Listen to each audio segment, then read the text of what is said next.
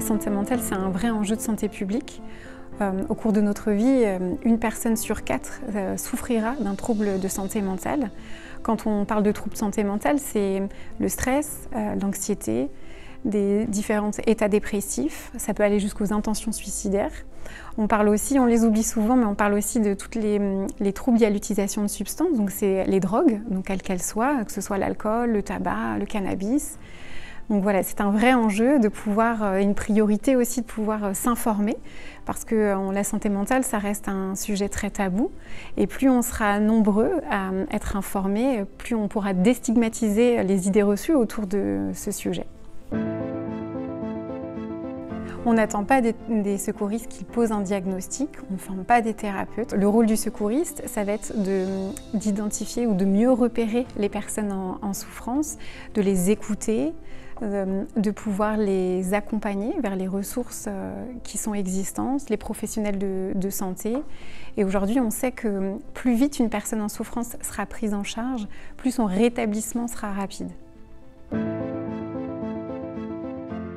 Ce n'est pas un groupe de parole, c'est une formation pédagogique où on apprend à devenir secouriste en santé mentale, à l'instar de la formation des premiers secours en santé physique.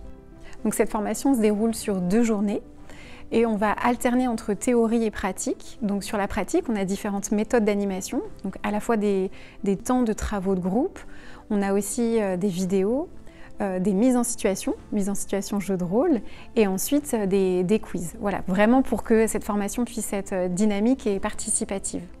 À l'issue de la formation, on remet à chaque secouriste un livret, et dans ce livret, il y a vraiment toutes les informations qui auront pu être délivrées pendant ces 2 journées, et il y a même plus, parce qu'on ne peut pas aborder tous les sujets sur 2 journées. Donc voilà, ça appartient à chaque secouriste. C'est une formation qui est ouverte à tous, il n'y a pas de prérequis nécessaires, si ce n'est d'avoir 18 ans. On peut s'inscrire à titre individuel ou via son entreprise dans le cadre de la formation continue. On propose également cette formation en intra à destination des salariés d'entreprises, d'associations, de collectivités ou toute autre structure qui le souhaite. Pour les personnes qui ne souhaitent pas s'engager directement dans la formation ou pour les personnes qui souhaitent avoir des informations complémentaires sur la thématique de la santé mentale, nous avons créé un module plus court, un atelier d'1 heure. L'objectif de cet atelier va être de mieux comprendre ce que c'est que la santé mentale, de déconstruire ses représentations autour de ce sujet. Ce module peut être un préalable avant de s'inscrire à la formation.